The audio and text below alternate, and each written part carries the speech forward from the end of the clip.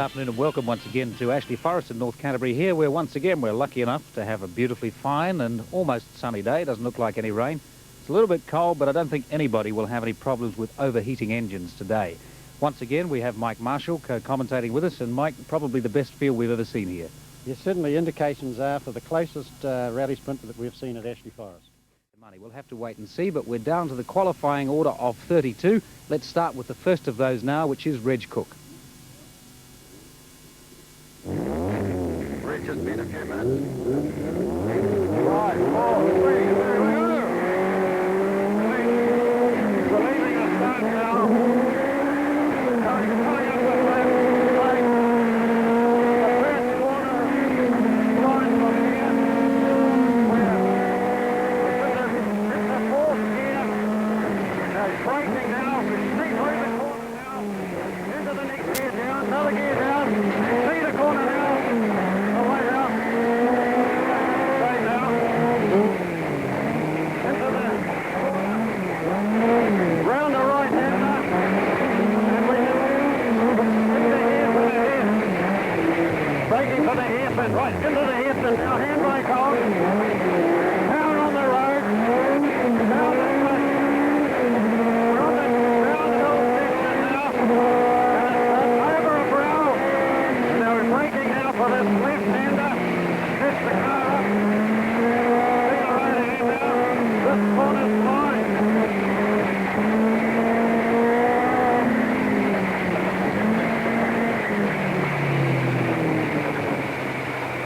And 1:08:02 for Reg Cook. Officially, we're just getting it, 1:08:04, so almost the same time. A very quick time for Reg Cook. And the characteristic signs that have become part of this rally sprint at Ashley Forest, I'm sure he'll have some interesting ones before the day's out. Next man on the road is Tony Teasdale.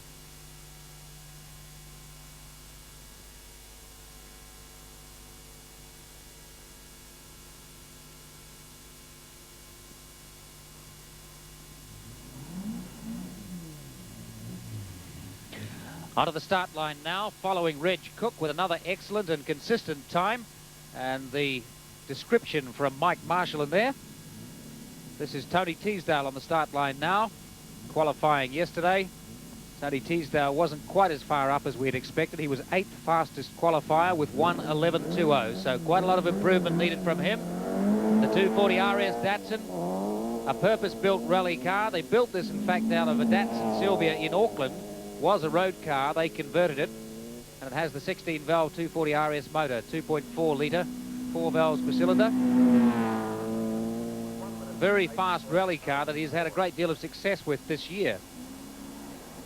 Tony Teasdale, of course, one of New Zealand's more experienced rally drivers and a very good rally sprint driver, both in Auckland and on the circuit at Ashley Forest here. Couldn't get his car here in time last year for the event.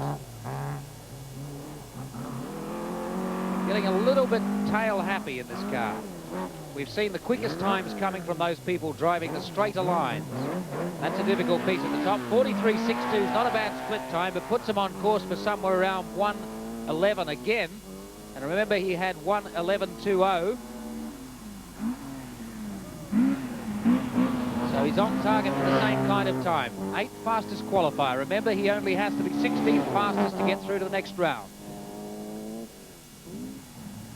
That's 1:09, 1:10, 10:82 is an improvement.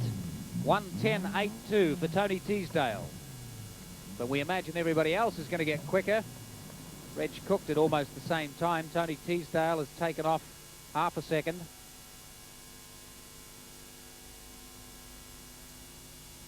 Number 3, last year's winner, Niel Allport, in the main freight 2-litre BDA Escort.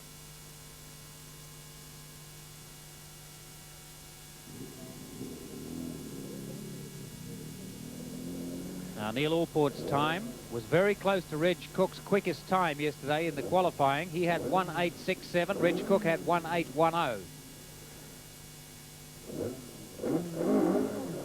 Let's see if last year's winner can produce the same kind of form.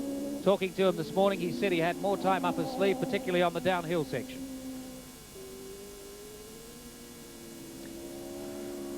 I noticed Niel Allport, Mike, is one of those people who unlike a lot of the other top competitors, doesn't like mixing tyres at all. He uses the same on the back and the front.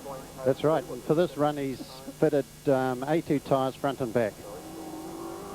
He said it would be that way all day, either M&S's or A2s, but he won't mix the two. A lot of the drivers are running M&S's on the back and A2s on the front.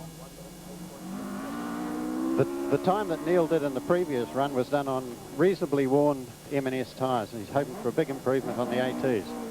His split time last was 42.40, 42.34, so he's taking time off. He said he has time up his sleeve downhill. Let's see if he can improve. 1:8.67 he has to beat. Purely for his own peace of mind, he doesn't have to beat that time to get through. If he can produce the same time as in his qualifying order of 32, he'll be safely through to the next round of 16. Psychologically, it would be good for him to get a time equal to Reg Cook on this run. 1:8.90.